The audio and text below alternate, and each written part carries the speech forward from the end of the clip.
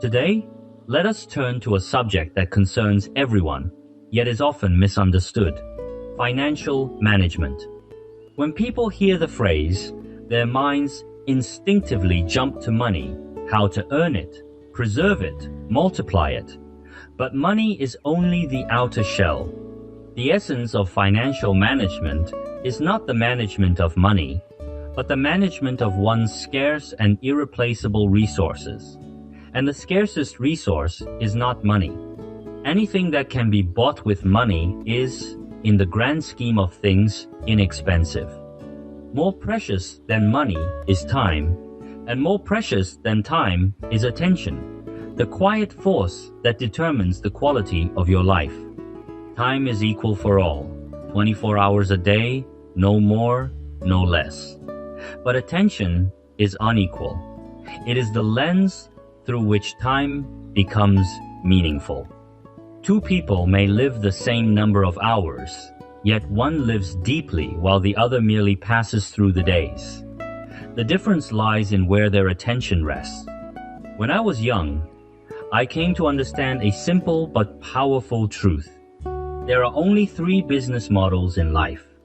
1. Selling your time once. This is employment. You exchange presence for income. When you stop showing up, the income stops as well.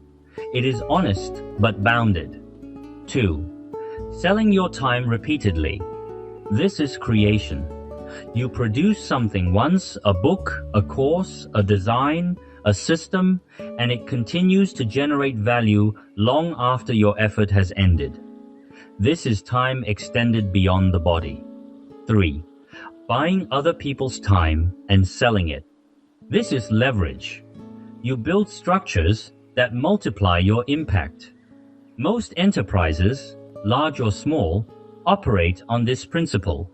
And from these three models emerges a deeper insight. The true measure of work is not duration, but density. How much value you create per unit of time. Two people may both earn 10 million a year. One works 4 hours a day, the other works 16. The choice between these two lives is obvious.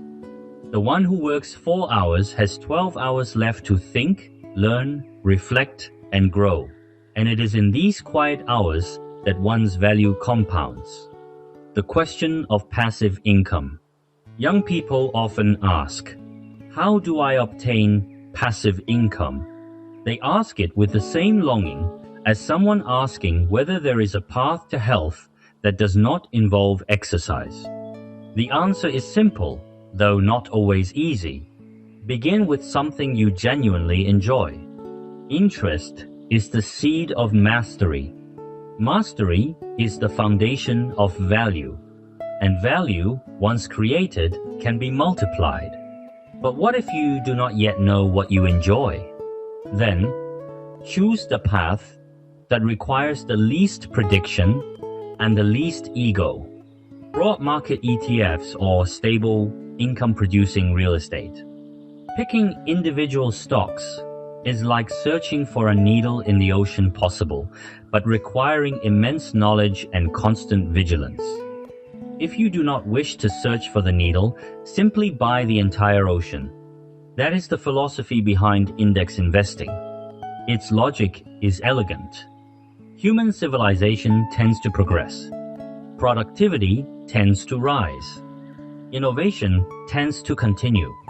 And as long as humanity moves forward, the market, in the long run, follows. You are not betting on a company. You are betting on the continuity of human effort. Real estate, especially cash flow positive real estate, follows a similar principle. It is physical, scarce, and tied to human necessity. As long as people need shelter, real estate retains value. Risk. The misunderstood companion of investment. Investment and risk are inseparable, like twin brothers. Yet people misunderstand risk. They repeat high risk, high return as if it were a law of nature, and then either fear all risk or plunge into it recklessly. The wise approach is neither avoidance nor bravado. It is this: only take risks you can afford to lose. Li Ka-shing once said something profoundly revealing. People think I took huge risks when I started my business. That is nonsense. I hate taking risks. When he began, he did not leap into the unknown. He took over his employer's plastic flower business, a business with suppliers, customers, workers, and technology already in place. It was entrepreneurship without chaos. Later, when he entered real estate, he did not gamble.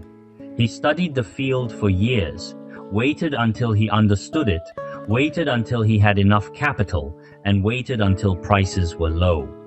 Even if he failed, his main business could sustain him. This is the circle of competence, the discipline of acting only within the boundaries of what you truly understand. Warren Buffett embodies the same principle. During the dot-com bubble, people asked why he avoided tech stocks. His answer was disarmingly simple: I don't understand them. But not understanding is not a confession of ignorance, it is a declaration of humility. It means he had not yet learned enough to act wisely. On goals and the nature of effort. Many young people ask whether they should set goals. My answer is yes, but not for the reason you think. Goals are important, but achieving them is not the essence. Whether a goal is achieved depends on countless external factors: timing, luck, the economy, and the unpredictable movements of life.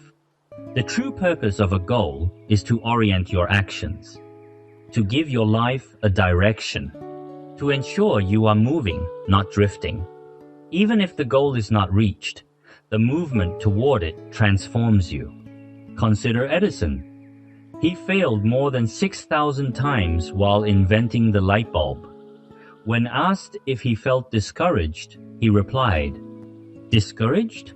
I discovered more than 6,000 materials that cannot be used to make a light bulb." Failure is not a wall. It is a signpost. It tells you, this path does not work, try another. My daily wish is simple: to end the day slightly wiser than I began it. Over years, this small difference becomes a different life. The modern career and the new iron rice bowl. Today, young people change jobs frequently. Some call it instability. I call it evolution. Changing jobs is neither good nor bad. The meaning lies in the intention. If you change jobs to expand your skills, deepen your experience, and increase your value, then it is the right choice. In the past, an iron rice bowl meant a job for life. Today, the real iron rice bowl is the ability to thrive wherever you go.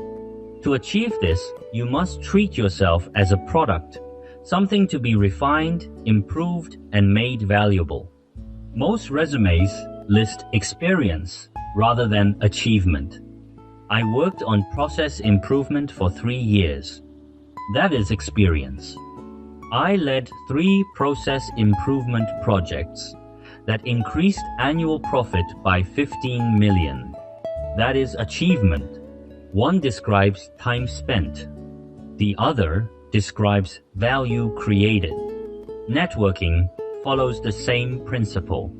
It is not about how many people you know, but how many people you have helped. Instead of chasing influential people, become someone whose work naturally attracts them. Value is the magnet. 3 philosophical truths to carry forward. The world changes too quickly for anyone to predict the future with certainty, but 3 truths remain steady. 1. You do not know until you try.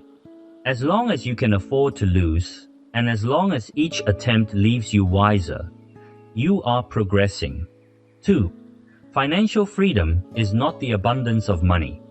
It is the freedom to choose where to place your time, your energy, and your attention. When your time belongs to you, you are free. 3. The most important thing is not how much you earn. It is how clearly you understand life. Avoid foolish mistakes. Stay alive long enough. Let time do its quiet work.